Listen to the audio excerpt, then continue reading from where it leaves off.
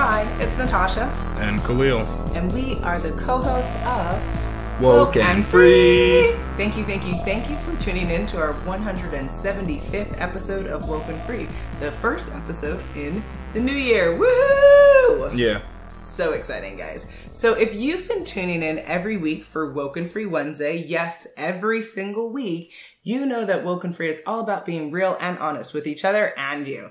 We talk about everything and anything important to us, you, the world, and nothing is off the table. This week, we are doing another WokeNFree story time called 21 Questions About Parenthood. Woohoo! And why are we doing that? Because we're going to be a mom and dad this year. Ah! Applause, bravo. Good job. Good job. I mean, Yeah. congratulate Well yourself, Papa. Well done. I didn't impregnate myself. Well done.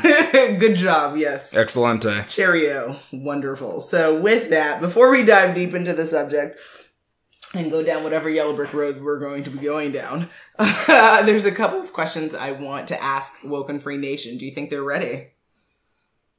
You're asking WokeNFree Nation, or you're I'm asking me? You. Do you think WokeNFree Nation is ready? Oh, I thought you were asking them. Not quite yet. We're building the anticipation. Oh, do I think they're ready then? Yes.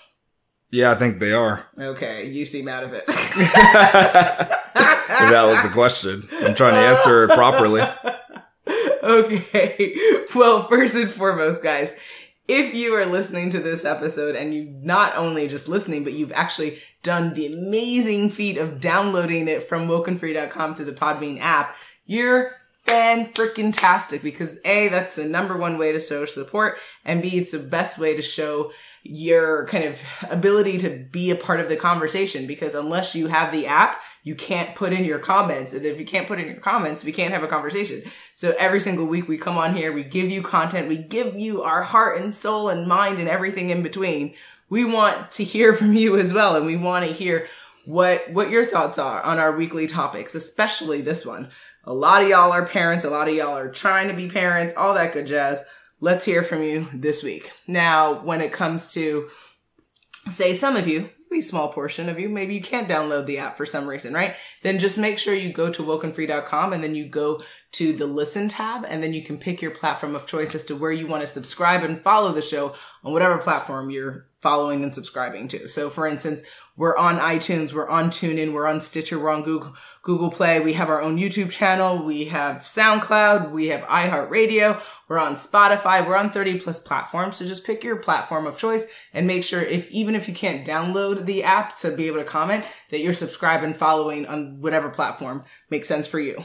Now, of course, another really great way to show support for the show and to make sure you're up to date with everything we cover on a week-to-week basis, subscribe via email. You can do that on WokeNFree.com. Literally click the button and it'll take you to being able to enter your email address, and then every week you'll get notifications of the new episodes. And encourage your friends and family to do the same. Now, for social media, we love to chat on there. We put out fun content.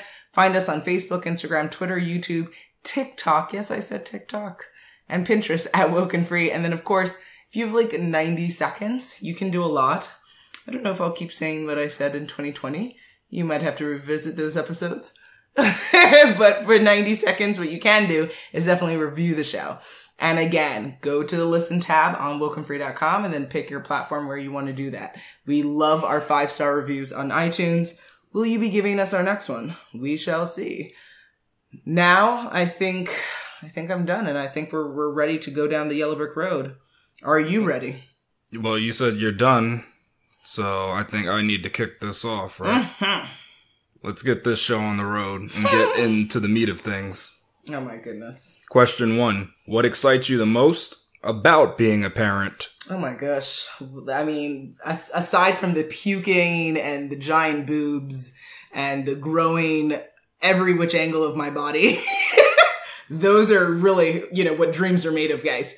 But in addition to that, I guess I would have to say there are many reasons why I'm excited to be a mom. I think the thing that excites me the most is to give what was missing in my own childhood and family life, current, past, present, and future. which is the opportunity to give unconditional love. So not love that's attached with conditions or requirements for love. Yes. And I'm throwing shade as long and as far as that can reach. And then also to get to know my kid on an intimate level. Most people who claim to love me don't have a clue as to who I am as a person. They couldn't tell you my favorite color. They don't know how to speak to me. They don't know how to motivate me. If I want to do something, if they want me to do something, they usually go about it in a really horrible way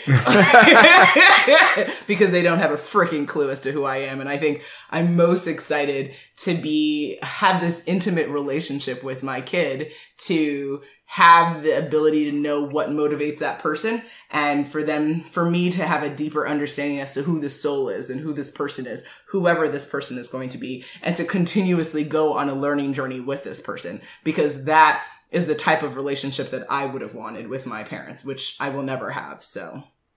All right. Yeah. That's definitely similar to my excitement over raising a child. And it just gives me the chance to teach them things that I've only learned recently. So things like, I think I can give them a head start on spirituality, on their finances, on history, and then on science. Because I think I wasn't introduced to that stuff early enough. Yes, absolutely. And not in detail enough. So I think that'll be great to be able to raise somebody with all those in mind. So you just want to have a little mind, body, and soul. A WokeNFree baby. Mind, body, and soul is get your life, you said. That's the Holy Trinity I'm going to teach them. Oh, snap. Oh, snap. Oh, yeah. Okay. I like it. Keeping the most things important close to heart. Wonderful. Let's keep it moving. Question 2. What do you believe are the keys to being a good parent? The keys can be described as... I'll just break it down to 3 things that I can think of. And that's teaching your child to think. I think that's very important. Learning what makes your child happy. And then just learning who your child is. Because like you were saying, people don't even know how to speak to you, but they love you. So can they love you how you need to be loved? Probably not, because they don't even know who you are. Yeah. So I think if you do those 3 things, that's a good start to being a good parent. Absolutely. I would say I also have 3 things I think there's a lot that you could say, but my 3 things come down to the following. A, there's no perfect way to be a parent. I don't plan to be a perfect mom. I'm not even going to try because I will muck up and mess up a lot of things, because to be human is to be messy and to be flawed by nature. So I'm not trying for perfection, nor should I think any parent should. Second, I think you should never stop learning how to improve as a parent. So again, you can read as many books and attend as many seminars and classes as you want, but also there's the learning on the job, right? Like the kid is right in front of you and you need to try to understand who they are on a mental, spiritual, physical, emotional level. And that is a journey that's ongoing, because who your kid is at 5 it changes to 15, to 25, to 35, to 55, God willing, if you're there through all those stages. So, never stop learning that. And then always listen. That's my number 3. Listen without judgment. I think for what I find most frustrating is the inability to share my deepest thoughts without judgment and without the safeness that I wish I had in my own parental relationships as well as family relationships. I just don't feel like they're a safe space for me. And so I think that to be a good parent means you are a safe space for your kid for the duration of your life and their life as much as possible, and every day and in between. So being safe in your own home. Beyond that, right? Being safe with them mentally, being able to tell them. That way, when kids say they're so afraid to come out around their sexual orientation, or, if they're going on their transgender journey or whatever, things that are going on in their life, why should you fear telling your parent that? These are the people who brought you here. If you can't be safe with them, how do you expect them to go into the world and ever feel safe and confident and comfortable with who they are if they can't feel that with you? It's so bizarre to me. And so I want my child to know, listen, I don't care if you tell me you want to be a zoo animal. I love you. I'm here for you. Let's do this. Where do I buy admission tickets? Like, I'm all for that, man. Like, do you, and I want to find as many ways as I can support you as possible. But what if they want to study honeybees? Yeah, I mean, isn't that going to be scary for you? It's totally terrifying, but I love, my love will always compel me more than my fear. Oh, okay. Forever and a day. So yeah, if they grew up and said they want to be, what's the people who study insects? Those people. Insect people studiers. No, there's some type of people term. Studying insects people. Correct, yes. There's people who study insects, and that's like they get paid for that or something. And they do papers and stuff. Yes. Yeah, those people. They presented them in Silence of the Lamb. I remember. Pianist. Definitely not. Oh, okay. I'm just taking a guess here. I took a shot in the dark. I just tried. But those people, like, if they said they wanted to work with things that gave me heart attacks, I would say, I love you. I can't wait to support you. Where do I buy a t-shirt? Like, can I make you t-shirts? Like, my love for you is endless and limitless and unconditional. Wow. There's no, you have to be a certain person for me to love you. Nope. You have to be you. And I love you forever and a day. And support you. And support you as much as I can. Yeah. Love and support. 100%. Yeah. Question 3. What do you think is the scariest part of parenthood? Woo! So many different parts that are scary, right? Because to me, I think when they come out and they just seem like little China dolls, right? Like they can just break and it's like, oh no, oh my gosh, are you breathing? There's so many things. But probably just like the ultimate thing that is scary is probably the never knowing everything piece. Like there's never going to be a point in this journey with this little one where we're going to be like, oh, Khalil, we're Yoda, right? Like we're never going to be green and we're never going to be floating in the sky. So we're constantly going to have to try to learn. And again, learning on the job, which is sometimes a bit stressful, right? Because you don't have like catch up time. You just have to figure this out, right? They're screaming, they're puking, anything's happening. You just got to figure out what's going on with your kid.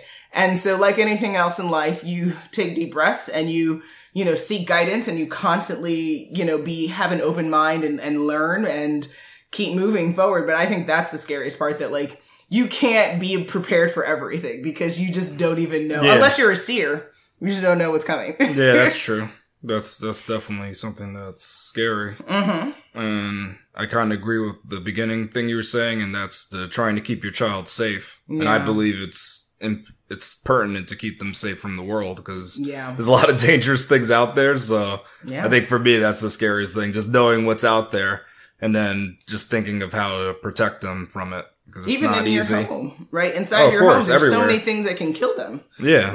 Well, the world, it's filled with certain things. So I think that's wild. Going to be interesting, Mm-hmm. Absolutely. Question 4. What parenting tip will you teach your child? So something that you learned from your parent or experience with your parent, what would you pass on to your child?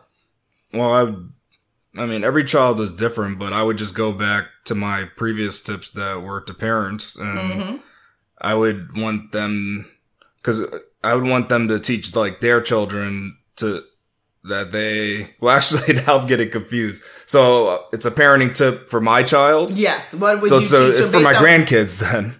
No, so what would you teach? So what was the best parenting tip or thing that you learned through your own parents that you would then embark upon your children to coming? So the existing one in June and beyond. So a parenting tip that I would follow. like or trait or whatever, yeah. Because I mean, I mentioned like tips for parents. I would just pass on the one tip to learn who your child is. Okay, that's the only thing that I would pass. Gotcha. Yeah. Okay. I would say the best thing that I learned from my parents, and both in different ways. My mom and dad were very different, but they both had a fundamental part in teaching me and raising me to have a level of fortitude, mental fortitude, that I think I don't necessarily share with people who are my peers, which is the idea that like, for instance, my dad was extremely tough with me in the sense that like, when it came to goals and accomplishments, he was the person who would say, and I'm just put it out there, Dad, so it is what it is. He would say things like, why would I, if I did well and stuff, like, why would I congratulate you on something you're supposed to do?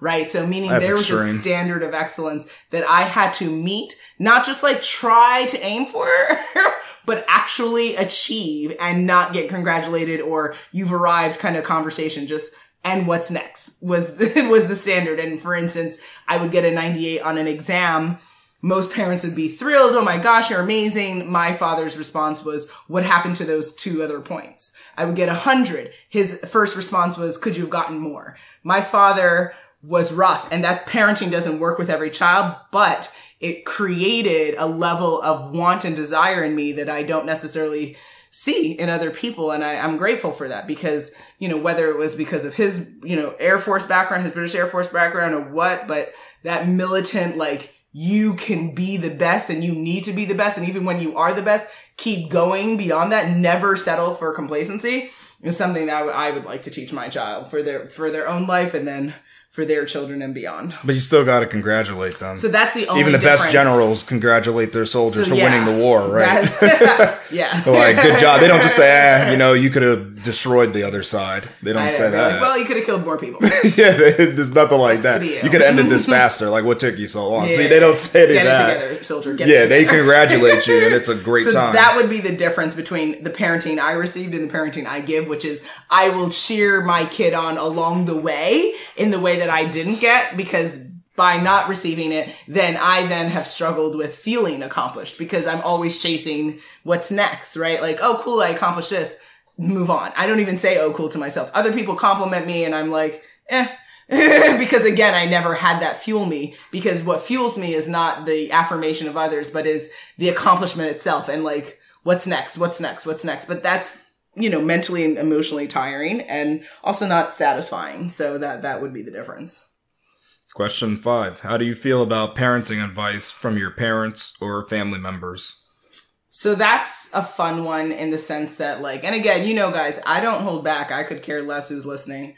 For me, it's WokeNFree all day long. Up. Yeah, and I have to be straight up. And so I would say I appreciate the help that I get. I reject any judgment that is ever sent my way, our way. Nope.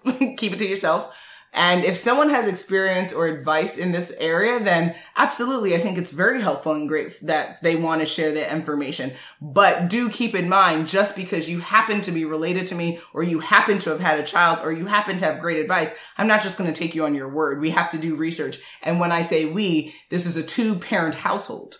So you come to me and you share information. I'm not just going to run off and not consult with my husband, right? Like, you are the father and I am the mother. And thus in a 2-parent household, we have to be on the same page and we have to arrive at the same conclusions because we've arrived at that, not because your mom told us something, my mom told me something, your dad told, like, I could care less who is the deliverer of the information.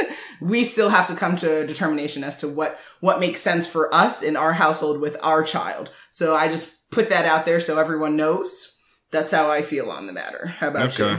Well, I'm always open to hear others' opinions, as I could use it as like a building block. True. For, decision making. And again, we've got to discuss it with you to decide how we're going to proceed. So I'm open to hearing it. That's fine. That doesn't affect me.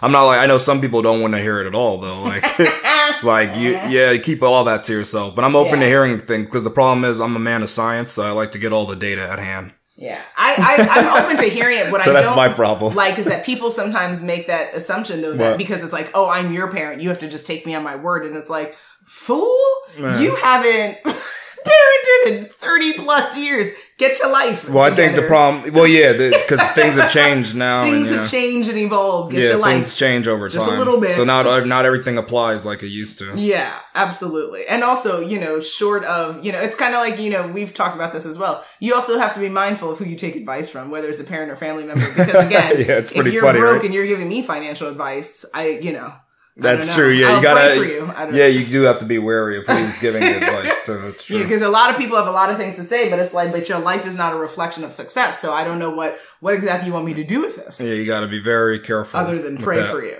But I'm even open I'm open to hearing it from those people though too. I can hear of course. Listen, you never know. Have things to say. So yeah. You never know. Yeah. Absolutely. Question 6: what are your thoughts on corporal punishment?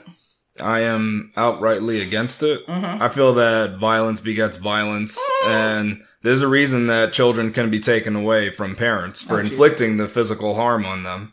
So that's the one thing to keep in mind. Gotcha. In terms of corporal punishment for people that agree in it.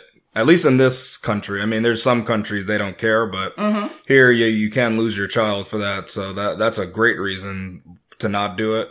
But again, is that really what we want to show, is that when somebody does something wrong, you use violence to teach them a lesson? I mean, that's what it seems like it teaches kids. So there's many reasons that you can go against it. But I know the one reason for it is because it's an easy way to stop somebody from doing something, right? Because if you punch somebody in the face, you know, they're not going to, that's it. The argument's over. But that doesn't mean that's the correct form of like, that's not the appropriate response. Yeah. You can't use the violence. You need to figure out other ways. Well, according to you and according to our household, essentially, yeah. Because I'm not saying according. We don't want to judge. I'm judging. You don't have to judge, though. I'm judging because I know you don't believe in judgment, but I'm judging because when you're inflicting violence on, that goes against my core. Like that's my core beliefs. Yeah, inflicting violence on others. If it wasn't violence, then fine. But it literally is violence. Slapping someone in the face is violence. You're not against war, totally. So no, so that's an interesting. And that's thing. Another form of punishment. I'm not for war. I'm not for it. It happens. But you will engage. Like you believe it's okay to engage in it. So that's I don't believe it's okay to engage in it. But I'm not going to be like a protester against it. It's like so it's like it's happening, but I don't agree with it. But I understand why it's happening. But you don't see. I'm not like an outright protester. Punishment would happen. You don't see any value. I know there's a problem in it though. It's like there's a problem in war. I understand why people do court. Like I was explaining, I understand why they do it, but I understand that it's wrong and why it shouldn't happen. It's and like war, I understand why it's done. There's a reason why it's done. I understand it, but that doesn't mean it's right. That doesn't mean that's the way that humans need to be. And it doesn't mean that's what we're going to be doing 5,000 years from now when we're more advanced. Gotcha. We're still a young, race. So we're trying to learn how to deal with raising each other. It's not easy. We don't know all that stuff, but with enough technology, I think it won't even come to mind eventually. Like this, they're going to look back on and be like, oh, how barbaric. I mean, even now some people think that already of corporal punishment. They'll think you're a barbarian. So there's going to come a time where it's going to be just, outright banned and no one would even think, why would you even do that? Cause other things that humans used to do have become that way. It's like, why would you even do that? Like, so I think corporal punishment is one of those things. So to be transparent, I was raised by, again, Jamaican parents who, if anyone is aware, traditionally Caribbean families, at least from our era, I can't speak to current day parents, but from our era growing up, spanking was okay. I definitely was spanked several times, not excessive, but for each time that I was spanked, I absolutely remember those times. They were traumatic. They were painful. And I agree with you that there are better ways to handle the situation. Now, because I was raised that way, it was interesting before meeting you. I wouldn't have necessarily been like, I think I would have been open to doing it if my partner was open to doing it. Not that I loved it or was like, yes, but just because that's what I knew, right? But being with you and us talking about this for many, many years, because we'll be going on 17 years of conversations and love. And so I respect your stance against it. And I agree that this should be a no corporal punishment household. And I agree that really the only lesson that a kid learns is that their parent is incapable of dealing with situations without frustration and anger when they hit them. And I think that there are better ways for parents and children to interact, even when the child is being naughty or not listening. And I think that it doesn't deepen the relationship between the parent and child. And as you know, that is the one thing I'm really looking and honing in on, a deepened relationship. So anything that would take away from that, I'm not for it. And I think corporal punishment would take away from that. Well, at least it could deepen some fear of the parent. But yeah, see, I'm not looking to be feared. I'm looking to be deeply loved and deeply admired and respected. But I don't want my kid to fear me, because I grew up fearing my dad, and it's not healthy. Yeah. Question 7. Do you have any concerns about becoming a parent? I would say, gut response is no, because whatever challenge or obstacle that we will face them together, and whatever's meant to be will be. I know that some people live in this perpetual state of fear and perpetual state of worry. Like I've told you before, and I'm going to continue to create content on this platform and as well as my own coaching platform, that I want 2021 to be a peaceful, blessed year, and fear has no place here and worry has no place here, and whatever is going to happen is going to happen. I know that some people seem to not be able to wrap their mind around that, but I simply have, because again, I'm not a seer, so I don't know what I will face. Yeah. This kid could be the best thing that could happen to us. This kid could give us hell. I don't know. I believe that the kid will be a wonderful manifestation of the best parts of us. And so I think that any challenges that come with that is growing pains that we need to go through, but I don't think it's anything we won't be able to handle. And so, no, not particularly. How about you? No, I like challenges. I think it makes life fun, actually. So that's the good thing. So you opened the door to Pandora's box there. So I'm just letting you know. I mean, I do like the child is badass. I'll say, bravo. But the child won't be. Question number 8. How important is having your family near when you're raising a child? I think it is a plus, but that always depends on which family is near. So you don't want that family near that is a bad influence on the child, right? So that's the problem with that question. Family in general doesn't tell you much. If you have good family near, then it's good. Family that's loving and supporting, that's helpful. But you could also have family that's just gonna talk crap, and that's not that great. I love that political answer of yours. I look forward to when you run for governor. That is amazing. Yeah. Okay. So my answer is less PC. Oh, wow, it is. As per usual. You know I'm salty. See, you're salty, I'm judgy. We make some good, Yeah, but I pray about my saltiness. You don't pray about your judginess. Because there's nothing for you to pray to. That's not true. You know that. I pray to the universe, which is everything. So yourself? Yes. Okay, then. Exactly. You hit the nail on the head. Let's not drop too many nuggets for 2021. But you hit the nail on the head, though. Oh, how wonderful. I know you so well. So I believe the following, guys. I love that we are here and we are not near family for the following reasons. For me, I love independence. It's like just a part of how I grew up. I grew up very much by myself as a loner. And so a big part of that created a sense of loneliness within me, but also a sense of autonomy. And so whenever I find myself near too many family members, I find that autonomy is crippled by the needs and wants of others. And then that becomes emotionally and mentally draining and stressful for me. And it puts me in a bad mental state. So I personally prefer to have less people be here, and because usually they're demanding something of me. They need me to do something. It's not a whole like, hey, do you want to have a bunch of people come and support you? But it's, hey, you need to come here, and what do you need? Let me make sure I go and buy you a bunch of stuff that you need for you to arrive and be happy. And I can't imagine trying to raise a new person, this child, and trying to figure out what that means. What am I, Natasha as a mom, Khalil as a dad, and also deal with a whole bunch of family members who have their thoughts and ideas. And I think that emotional drainage is just not something we need. And so my thoughts are, I'm glad for the space. I'm glad for the autonomy. I know that I have spoken to some people who said family is everything when it comes to raising their kids. And again, parenting is unique for every child and every relationship, every parent. So what works for them might not work for me. And I just know myself well enough to say, I would rather do this with you than to do this with you and also a bunch of people who are going to piss me off. And that's how I feel. Take it or leave it. That's a good answer. Yes. Question 9. What are key traits you hope to pass on to your child? I hope to pass on and teach the following. My ability to sleep very well at night. As you say, I hit the bed and I'm dead. I am a dead person. You conk out. Yeah, I am outie. This whole I can't sleep doesn't apply to me. I pray for anyone who that applies to, like yourself. I'm a dead person when I'm sleeping. So yay. I also I've learned through law school, fast ability to read. So I hope to pass and teach that on. Also, eagerness to learn and grow. You share that as well. So I definitely think we're welcoming a nerd child, which is amazing. Nerds are cool. Nerds rule. 100%, just like cats rule. Also, public speaking abilities. Hello, have you heard our podcast? Thank you. Yeah, A+. Exactly. A+ 5 stars, speaker. guys. There's like nothing better. Thank you. Good job. Also, a big heart filled with love and gratitude. I, as you know, deeply love and I'm passionate, and that's why I get so riled up about things, because I am a very large lover in all sense of the word. And I hope that our child also is just a big lover of life and people and good people and good things in this world, and also holds on to gratitude. There's a lot of ungrateful fools in this world.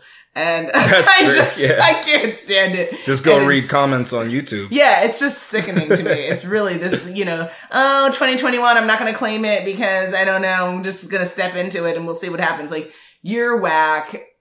Claim what is rightfully yours, which is success, blessings, and peace. If you can't see that, if you can't be grateful for everything we had, even in 2020, why should you ever be granted anything better? Like, it's real simple, guys. It's a give and take in this world. So be grateful for the pain, for the laughter, for the tears, for everything in between. And the stimulus checks. Word. Thank you, government. Regardless of amount. Exactly. Money is money. You don't want free money? Fools.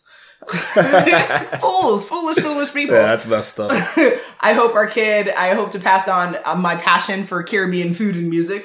I think, this kid should definitely enjoy jerk chicken and a good dose of Buju Banton and Bob Marley. I think that's amazing. All right. And also great style and fashion taste. Hello, thank you. And then, of course, the ability to be yourself 100%. I understand that I will always have a small crew of friends because I am a mirror of truth and honesty, and I know that that is too much for most. Yeah. But that's what also makes me woke and free 24/7. And if you can't handle it, you just that whack. Yeah. There you go. How about you? All right. I think some of mine might be similar to yours. Cool. But my first one is environmental awareness. Break that out.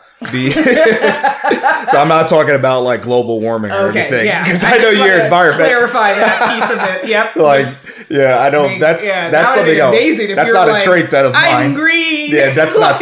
But I do like to recycle. But that's not a trait I want to pass. I mean, yes, it is. It can be, but it's not something I like. That's like a runoff trait. That's not like my. I'm gonna list my important things or things that I feel that are real important, and I mean like situational awareness. So it's kind of like being aware how many people are around you, how many animals are around you, what kind of neighborhood you're in, stuff like that. Just kind of aware of your situation and aware of what kind of people are around you, who they are, stuff like that. And like being able to have some insight into things that are going on. Just be aware of like the universe's signs, I think. Okay. And physical fortitude I want them to have. So that's like just the ability to take pain and not complain about it. Unlike me, he's throwing shade, guys. Just so you understand. High pain threshold. But again, guys. Mental fortitude, your physical fortitude. Together they are a warrior. Yes. I want them, and this one goes along with kind of what you said before. I want them to have like a thirst for knowledge. I think that's pretty important. Nerd City. Yeah, definitely. I want them to have a rejection of dogma. So don't listen to all these, religious stuff that people just throw at your face and say, that's the truth. This is how it always is. This is how it's going to be. Nope. Here you go. All that gets out of there. You need to think for yourself. Yeah. Like, no. I hate that. Now I'm like, I'm really against that. I want them to be an experimenter or like a tinkerer. So somebody who kind of like takes things apart and then learns how things function and then hopefully could put them back together. Yes. And then with that goes along with like a do-it-yourself kind of thing. Yeah. Not for everything, but just for certain things. So you don't have to like call a handyman to do everything. Yeah, absolutely. So I want them to be able to do that.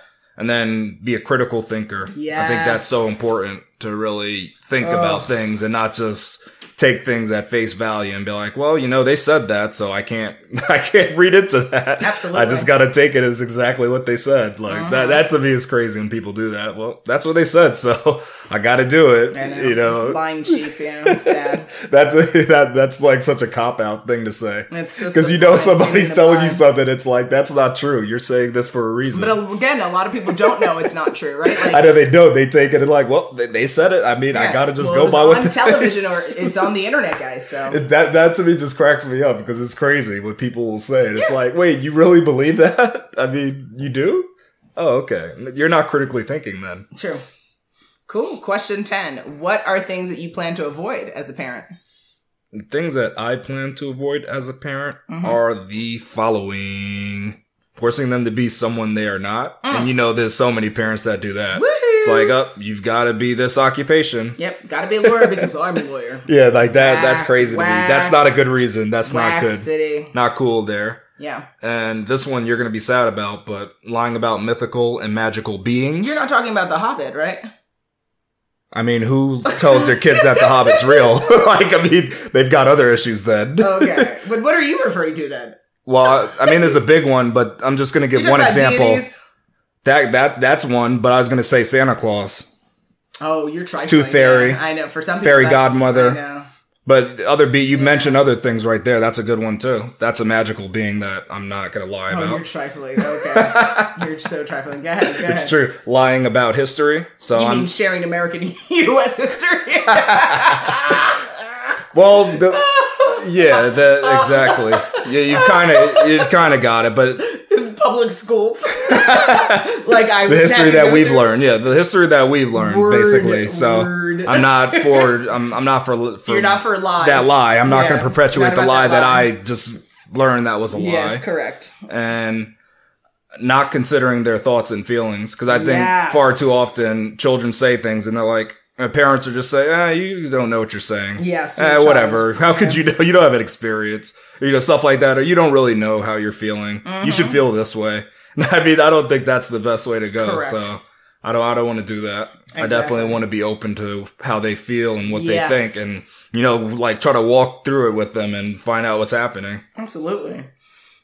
So I love your list. For me, I plan to avoid the following: shaming my child about their feelings a lot of times. And I recently had a conversation with my dad about this too. That again, when I talked earlier about having that safe space, meaning you should feel free to share your emotions and without the fear that you will be laughed at, mocked at, and or harassed for feeling that way. So or shamed. Like, how dare you feel sad? That's crazy to come out of a parent's mouth to a child, because children deal with depression. Children deal with anxiety. Children are little adults in the making. So guys, we have to remember that they have a whole range of emotions, and you cannot be like, you're just a child and all you do is eat mac and cheese and sleep. Like, nope, they are absolutely thinking, feeling creatures, and you have to absolutely care about their feelings. Next, like you said, refusing to listen and hear them out. It was so frustrating trying to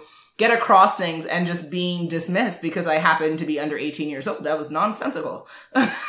Because I was a very mature child. I was left alone at the age of 6. So I had to pretty much deal with a lot of things that probably most children shouldn't have dealt with. And I did it fine. I mean, there's quirks here and there, but ultimately I think it turned out okay. But, you definitely should hear your child out and be able to let them say what they're going to say, even if it hurts your feelings, even if it makes you uncomfortable. They have to be able to have that safe space to do that. Also, and this broke my heart as a child, you should never believe someone over your child. If your child says something happened to them or that something happened generally, please believe your child, because if your child knows that you always have their back, then they'll never be afraid to share something. That's the only way, though. Yeah. That could work for our parenting, but that doesn't work with parenting with corporal punishment. No, it doesn't. Because they're going to try to get out of the beat. Yeah. Well, so when I say that, it's kind of like, I'm going to lie to you to avoid a beating. Of course. Compared to, why should I lie? I don't have to lie to you. I won't be beat. But it's like that. See? There was an incident. People will lie to avoid beatings. Where, something happened in the household and I wasn't believed. Someone else was believed over me, and it broke my heart because it was like, why would I ever lie to you? You asked me a question, I answered it, and you still chose to not believe me. So very frustrating and very heartbreaking, and again, breaks that bond between parent and child. Sure. Don't break the bonds, guys. And then again, tolerating family negativity around my child. I will not. If you have anything negative to say around me or my child, you are not welcome in my household. I want anyone who is related to me or in my family or your family to get that crystal clear. Because I grew up hearing a whole bunch of craziness towards me and around my parents or around me, and it just made no sense. If you're going to talk smack in front of my face, you are absolutely welcome to leave and have the door hit you on behind, because I don't play that. I'm not continuing another generation of that nonsense. You're not going to come and criticize the weight of my child. You're not going to criticize the skin color of my child. You're not going to criticize what they're wearing. And I bring those examples up because that was what was done to me. Weight, color, this, hair, all of these horrible, nasty, crazy things. Crazy.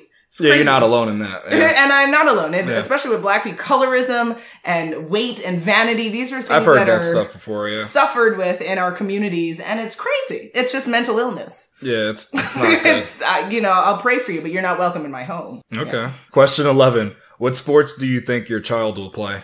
Ooh, I hope our kid plays basketball, tennis, soccer, and also does martial arts, because we are quite enjoying Cobra Kai on Netflix. And I mean, well, you did martial arts too as a child, right? Yes, so, and I was terrible we both at it, did. yes. So that's a good thing. All right. And I did it because I had a crush on a boy. Yes. That's and he totally ignored me, but there, I did Oh, okay. That's the reason. I don't know if that's the best reason. No, because I didn't get his attention, All right. Okay. I think it's some other things behind that. But... Oh, no. What the other, I like those sports you mentioned, but I got to also mention lacrosse, because I've never played it. Ping pong, because ping pong it's like everybody plays ping pong. And we have a table. So, yeah, that's a good one too. A great point. And then track, because I think track is a sport that anybody should do. It makes you physically fit. Yes, you get and it's really tough. You get strong thighs. You have crazy strong thighs from your track. Oh, that's interesting, but... So our child won't experience winter track, but winter track is tough. That's like, well, I don't know if they will, really because dark. I don't know if they compete and they travel up to like Flagstaff, maybe. No, but there'll be no training so when I did track, we did training in the snow and on the ice. Oh, jeez. So I mean, that's like, that really gets you built up for it. Yeah, that was crazy. That builds running up your in tolerance. 100 degree. But they will have that tolerance. They'll get the one. They'll get that one. Living in I didn't have that one. Yeah, I never had that. Insane. So, but track is a great sport. So beautiful. I'd like them to play that. Yes. Question 12. How important is it to have pets when raising kids? I think it's great because it's a way to teach responsibility. And then it also is great for teaching grievance when the pet's time is up. Yes, absolutely. I grew up... It's one way to learn. Not having as many pets as I want. My dad gave in and got us turtles, but that ended poorly. And we also had fish, and I loved the fish. But they died, and they weren't as affectionate as like other animals. Yeah. And then we had a lot of plants, which I actually really loved, and I hope that we can also incorporate that. Plants. It's good plants are a good responsibility, too. And also a great way to get more oxygen near you, so like super cool. We still gotta get up on that. But I agree. It's important to teach children the value of being gentle and kind to creatures unlike your own. And how to care for someone other than yourself. And then I agree with you in death. I miss my aunt Cat every day since she's passed when I was 8. And I think if I had had an animal that I could have lost and dealt with, maybe I deal with death very harshly. Like, it's painful and I still cry and it's sad. But yeah, I think losing a pet probably helps kids deal with grief a bit better. Question 13. What are your thoughts on the kind of music your kid listens to? So this is a really hard question for me because I listen to really like trifling music, meaning like a lot about ratchet, rap, trap music. I love music about sexual and getting it on and just freakiness. Like, you can think what you want about me. It is what it is, but I love that. Like, I just love soca and dancehall and that's good. Reggaeton and just wild music. Not all those songs are wild from those genres. Some of them are wild. Some of them are baby making songs. Some of them make you want to dance naked. It's some rough. Of them do, but it's the songs that you choose. You like to choose some of I those love ones really that they would never play on the radio. Pum pum, like dirty, just woo! You dirty child. And so one could argue that, like, should you maybe curtail what you listen to when you have a kid because you don't want them to be exposed to certain things? I would say yes, but I also don't believe that being a parent means I have to lose myself. I think that I need to evolve who I am, but I don't need to lose who I am, because then you will grow resentment towards your child, and I don't want to resent my child. I still want to be ratchet on my time. So what I can do is kind of maybe split it down the middle, and so maybe around them try to do a little bit more wholesome music, and also kid music friendly, that like, what's that Pet Shark song that those kiddies love now? Baby Shark stuff. If I can tolerate, because I don't like noise like crazy. Noise. Yeah, I don't know if you're gonna tolerate that. I don't know. I'll pray for myself. So we'll see. But I'm never gonna stop listening to ratchet music. Like, I'm just gonna be ratchet. Like, that's just who I am. But I do think I will try to be somewhat cognizant. But at the end of the day, the kid is gonna grow up and be exposed to dirty music. I mean, it's just, wind up, pice up. Like, that's just what it is. Like, so, you can only guard them but for so long. And it's funny when people try that, it's because you go out in public and somebody else can be playing the music, or they can get on the internet and find the music. Yeah. There's ways for them to hear that. So absolutely. I don't think that's the best thing to just try to guard them from it. I think that's kind of crazy. So for me, maybe not teach them like on TikTok, these kiddies sometimes know. Well, I mean, they shouldn't be dancing. WAP, and it's like, careful. And trying to do the WAP dance and stuff. No, I mean, that's not, if that's going to be an extreme now teaching them the dances and the lyrics, like, I don't know if we should be getting into that. Like dropping down low and like getting to the floor, like, whoa. Yeah, it's not that serious. Like, they don't need all that. Careful. Do you know your times tables and stuff? Yeah, let's figure that out first. Have you memorized it? Guys? You memorized it? All right, keep going. Memorize it more. How many dictionary words have you learned today? Do that. Make a song out of the dictionary. You want to sing things. Mm-hmm. So for me, I would expose them to everything I like. Mm-hmm. I mean, so how I would get around like the ratchet music is I would just start with the non-explicit version. True. So that it blanks, and they bleep out anything now. They even like bleep out the drugs. You can't even talk about that, or even like situational stuff they'll bleep out where it's like, oh, it's kind of. So it might be something that's maybe illegal, I guess, but technically the words aren't bad. Like, they're not curse words, I guess people would think, but they'll actually blank it out because that's a situational thing that's kind of crazy. Gotcha. Question 14. How important is traveling when raising kids?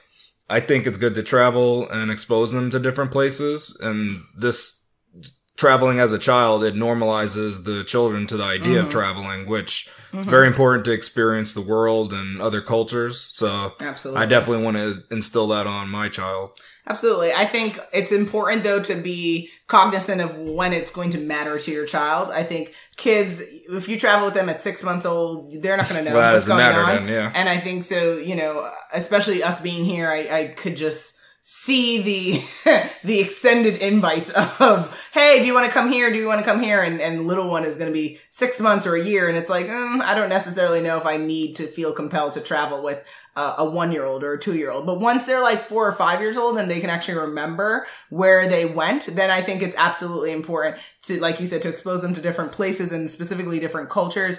I want our child and children, hopefully, God willing, to have a passion and a love of other cultures. And I don't just mean, the black-white scenario, but like Hispanic and Native and Indian and Asian, like really culturally be very fascinated and very much in tune with how other people exist in this earth. And also going outside of the United States and not just being stuck here. Well, that's what traveling is. So all of that. I like that you said it normalizes things. So I would say in the initial stages of our kids' life, probably mostly exploring AZ, because there's just so many sites that we haven't seen just because of COVID. When we moved here, we were here and then COVID shortly happened like 6 months later after we moved. And then we were just like locked in. So it'll be nice to do that and branch out in this state. Question 15. What are your thoughts on vaccinations as a parent? So for me, I am not a person who blindly trusts science. It's so interesting. I was at a sonogram and my tech was asking, we were talking about the COVID vaccination, right? That's the topic on so many people's minds. And they were like, I trust science. I just do. And I just really wanted to laugh hysterically, except my bladder was full. So I was unable to do so but without having an incident. But I just thought that was so funny that she was so wildly excited to tell me how she blindly trust science. See, that's me. And I just was going to say, I really want to say, bless your heart. That's like being super religious. It's no different to blindly trust science. Oh my. That's the belief in science. That's like a religion. That's not the first time I've actually heard that statement regarding the COVID. That's not even science to have a blind belief. That's not science. That's what's funny. It's actually anti-science to blindly believe it's just science. Foolishness, really. But that's not fair to say. That's faith. Oh, snap.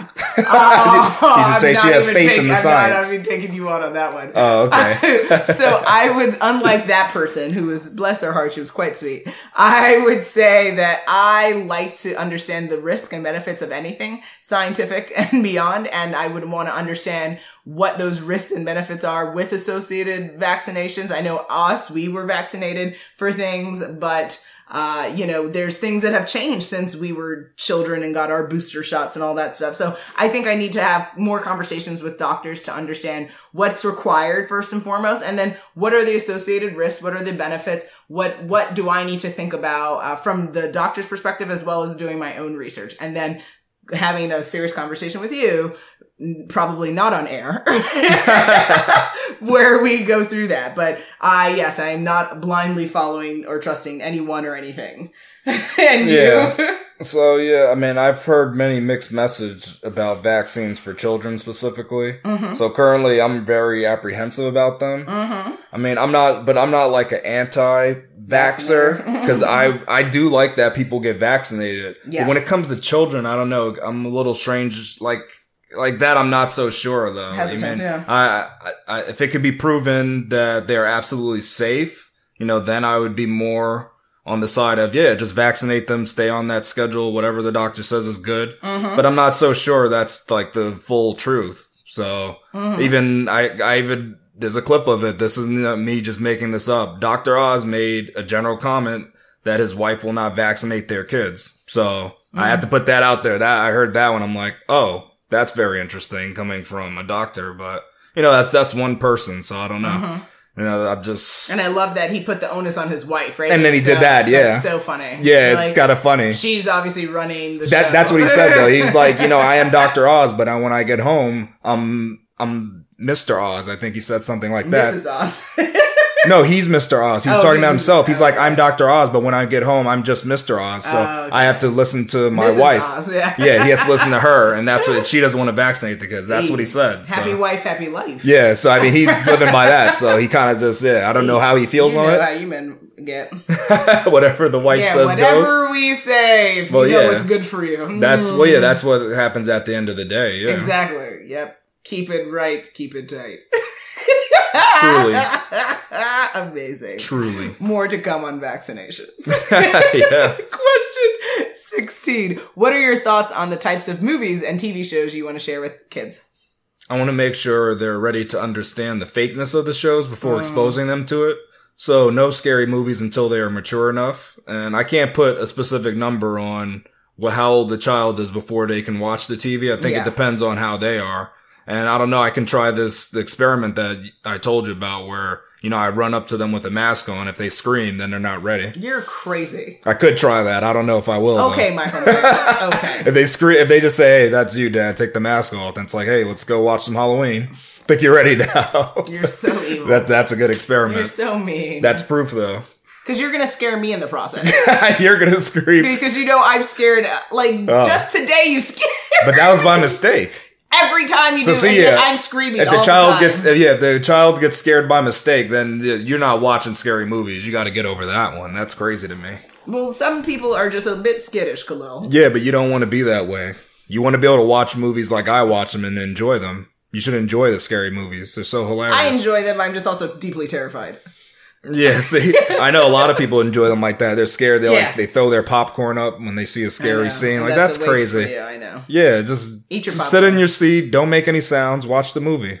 Okay, Stalin. Watch it, enjoy it. thumbs up at the end or thumbs down. There's a lot of judgment and shade coming your way. I feel it. I don't know. Oh, is that judgment? Might have to get an umbrella. Is that judgment? Correct. Oh, I didn't even realize it. Well, my thoughts are the following. As I mentioned earlier in the episode, because I was left alone at such an early age, I thus started watching adult content at the age of 6. So that included sex, that included violence, that included scary movies. And it was definitely probably not a good idea because, to your point, I definitely, as my friend likes to tell me, flex my fear muscle. All the time because I naturally do get scared. And I am naturally, that's like the place that I go to very often. And I don't necessarily know if it's healthy, but I definitely feel like I have a lot of adrenaline all the time. Which, you know, adds to life. It's interesting. Listen, different strokes for different folks. I would say I agree with you. I think the kid needs to probably prove that when they're ready for more mature content, and in the meantime we'll just follow the prescribed age recommendations for content, and then as they show us that they're ready for slicing and dicing, then we'll get to those fun stages, because there's nothing better than people dying on TV and in film. It's amazing. That is true though. It's truly what dreams are made of. Yeah. Question 17. What are the types of books you want to share with your kid? Oh, boy. Okay, so as an avid reader, there's so many books I can't wait to read with our little one. Most of all, I'd like for us to do the following. I'd like to have a monthly family book club. I would have loved this in my household, where you as a family read one book together, not together physically in the sense that you have to always read the pages together, but just like you declare what the book is that you're going to read for the month, and at the end of the month, you know, at dinner, you discuss kind of what the book was about, what you enjoyed, all of that stuff. I think it's just like cool family bonding times. I also want to share some of my favorite books, which my favorite book for WokeNFree Nation, if you don't already know, The Hobbit, hello, Bilbo Baggins, everything for me. And then also the Lord of the Rings series. I can't wait to reread that with our little one. Charles Dickens, because every time I think of him, I think of my dad, and he loved Charles Dickens. So I think that would be really cool to pass that on to our kid. Of course, the Harry Potter series, epic. Goosebumps series, because that was so epic. We both love that, and we grew up different and love that. And then, of course, we also both love comic books and graphic novels. So it'll be really cool to expose the kid to that and see their thoughts and find out what superheroes they love. And, you know, I'm a Superman, you're more the Batman, right? Lover, stuff like that. And it'll be cool. And Batman?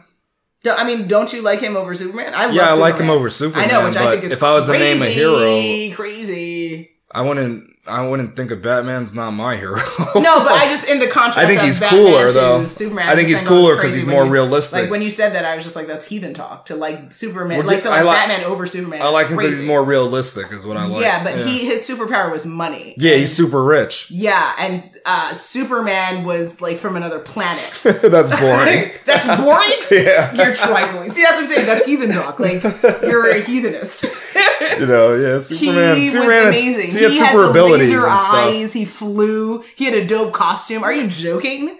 Like, yeah, Batman could buy that stuff. He was so hot. Batman could buy that. He can buy all those things you mentioned. Listen, I am not mad at being funny. rich. If that's your superpower, so that's why I just give it to him. I guess Mark Zuckerberg is a superhero too. But no, he's not on Batman's level. Batman took it to another level. Batman wasn't a billionaire, was he? Huh? Batman was a billionaire? Yeah, of course he was. Oh, yes, he was. That was the whole point. Well, you didn't realize that, and they never said the amount. Then Oprah's a superhero too, then. But we don't know the amount though. So he might have been like 9999. You know, that might have been his billions. Oh, you think he got it like that? He was almost a trillionaire. Possibly. We don't know. I mean, look at his tech that he had. He was far ahead of the game. He had some cool tech though. Yeah, he was far ahead of the game. Batmobile was dope. Like, yeah, that's what I'm saying. He was far ahead of the game, so that's the thing. Well, see, he had Robin though. Like, Superman didn't need Robin. Superman had sidekicks though. There was a Superboy. There was a Supergirl. There's Supergirl though, but they were also cool too. They were from the They were super uncool.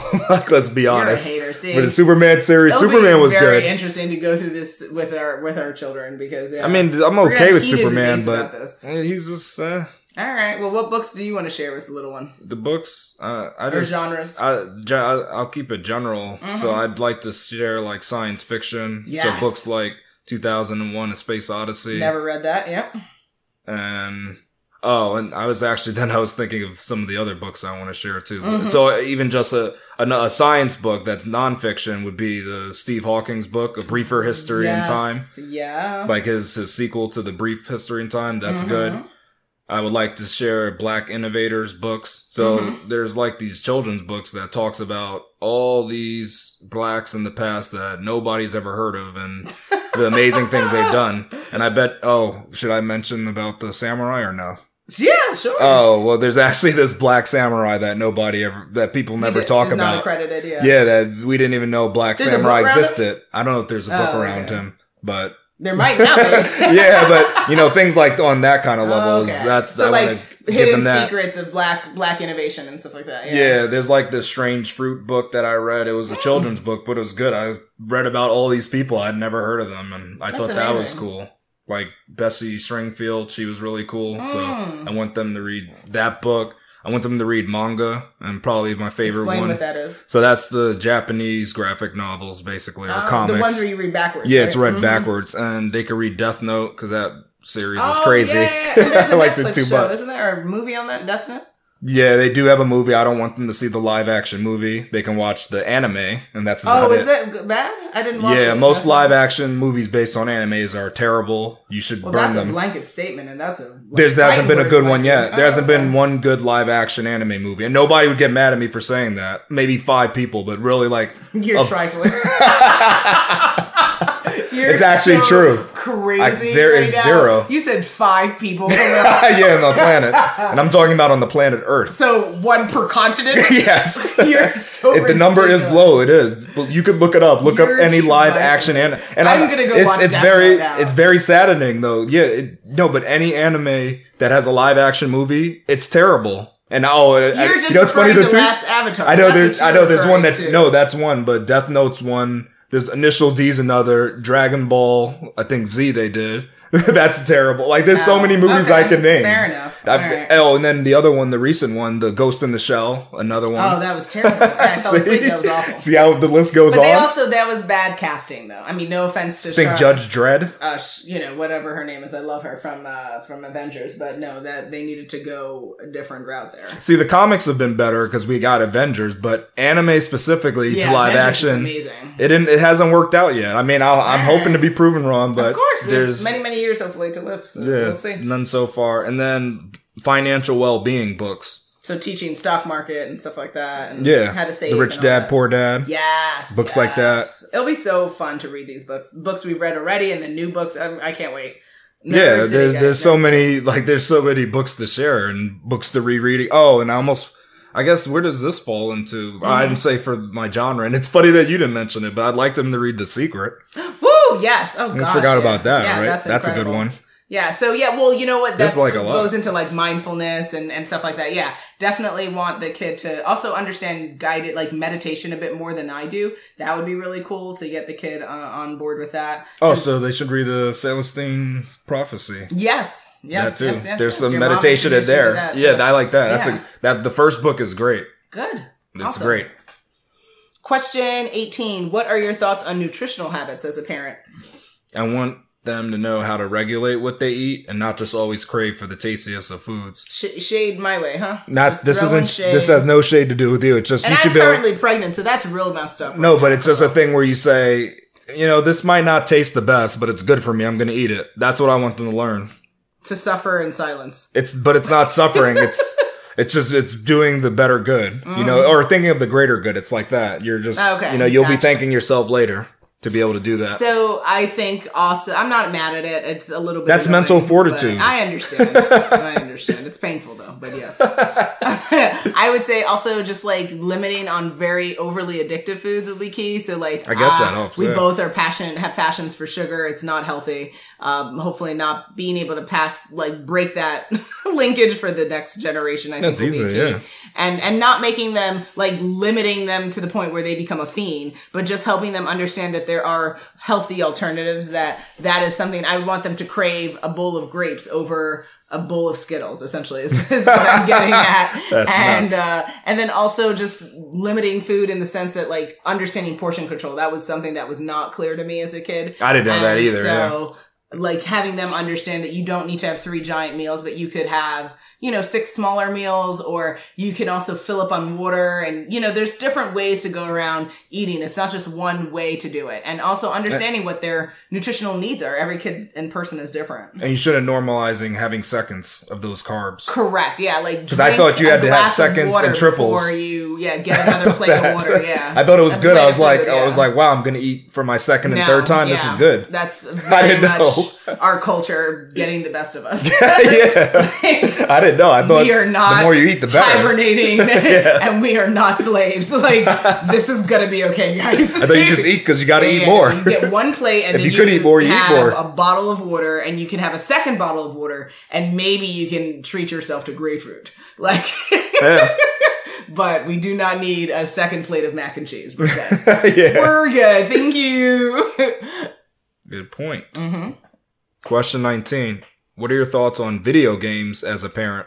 So we are definitely a couple that enjoys games. Woohoo! To Nintendo Switch. So excited to finally get my handheld Nice. system back. I love those. We are fans of those. So we definitely look forward to being a family that plays games. I think the key with gaming is that it has to be a proportional activity in conjunction with the rest of their life. Like, people always get concerned about kids getting quote unquote addicted or doing it too much. You can be addicted or overindulge in anything. Overindulge in food, overindulge in sleep, overindulge in any behavior. So I think gaming as a daily practice or a weekly practice is not unhealthy as long as it's proportional to the other things that they do.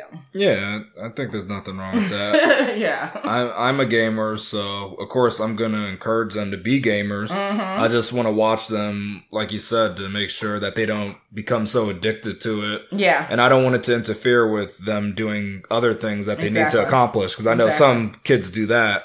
Like, they'll just be like, I'm going to play these games instead of do my homework or something. Instead of doing studying. Yeah. Like, that's not the way to do. Do your work and then play it. You work hard and then play hard. Yeah, definitely. Question 20. What do you think you will enjoy the most as a parent? I think having a chance to raise an outstanding child for their generation. That's what brings me the most joy.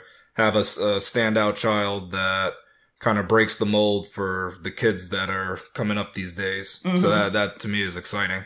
Okay, so the next Barack Obama, how nice. Think bigger. Oh, snap. Michelle. Nice. How wonderful. That's a good one. Lots of expectations. Fantastic. For me, I would say, I think I'm going to enjoy the most the option, and this might sound silly, guys, as most people, I think of me as a serious fool, because I could be very intellectual, but I could also be very silly. And so being a parent to me is like the most exciting thing is this opportunity to play games. I grew up pretty much, I have siblings, but I didn't grow up with them. So, and the cousins that I have, I'm the baby amongst a whole host of other cousins much older than me who never really wanted to play with me. So I didn't really have the as you always get surprised at all these games I never played because I had no one to play them with, and I had no real friends at school, and the friends I did have, we did not play board games, we did not do stuff like that. So I can't wait to like play everything. Like, I never played, what's the ship game where you put the ships Battleship? Battleship, never played that. I can count how many times I've played Monopoly. I can count how many times I've played, things like Candyland or Life, like 1 or 2 times. Like, and so I just can't wait to just play games and to like learn and to go to like different things that I just never did as a kid because my parents were like, why would we do this? This makes no sense. And your schools weren't cool either. Well, public school. Maybe it's public school. Because private school, we were so cool. Like, end of the school year or close to a break, we'd bust out like the games. I think kids in my group, like in my age, they had friends, so their parents would take them to things. But again, I didn't really have friends like that. But your school should have still had played some games when it was like they had game hour, but no one played games. No one talked to me. So yeah, but then I didn't have any games. I think the teacher would have sort of facilitated that everybody is busy, but it's a public school, so they don't care. No, I remember. They would set up game playing, and I saw kids play games. No one ever talked to me to play games. So I was always in the library reading a book. Thank you, public school system, for caring about children interacting. That's what I say. I saw people play games. That just broke my heart because I had no one to play with. Smart. So, that was just, people don't understand like Outstanding the level system. of loneliness I experienced as a child. Yeah, outstanding system. You wouldn't get that from talking to me, but yeah, I was deeply lonely. That's no good. No bueno. But yes, I can't wait to play games, guys. And with that... The finale? Yes! Alright, well, here it goes. Question 21. If our kid was listening to this episode, what would you say to that kid? To our baby, I would say the following. We want you to know that we love you. We can't wait to meet you. And as your mom, I want you to know that I know that you're deeply powerful inside of me because you're kicking my butt. And it's amazing every single day. Continue to do what you need to do. Grow and push and make me vomit as much as you need to do what you need to do in there because it's phenomenal. I don't know. The human body is phenomenal. And I just can't wait to understand and to nurture the powerful person that you'll become when you arrive. And I have 3 things to say. We're glad you're here. You are almighty, and welcome to the good life. Hey, now we have to drop that Kanye song. Yeah, hey, wait a minute, exactly. wait a minute. Yes, that song is everything, life. Actually. Yep. That song is everything. That's all I. And also what's the royal Drop it like it's hot. Amazing. Drop it like it's hot. Always Snoop, always. No, but there's DNA, royalty in your DNA. Oh, I got royalty and... Yeah. Oh, you're talking about the Kendrick Lamar song. Kendrick Lamar. I feel like that's the song that should be played when I'm giving birth. Just just understand that you're just royalty, guys. Like, this is amazing. True, that's a good one, yeah. Oh, God, they're going to lock me up after.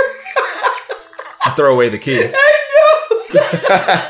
This person's out of their rocket. But we are at that time again. It's coming to the end of our 175th episode of WokeNFree. Woof. Quite the episode, doing quite another WokeNFree story time called 21 Questions About Parenthood. Will we leave you hanging for what our next episode will be about? Drum roll, please. On our next episode, we will be discussing 10 words you've never heard before until now.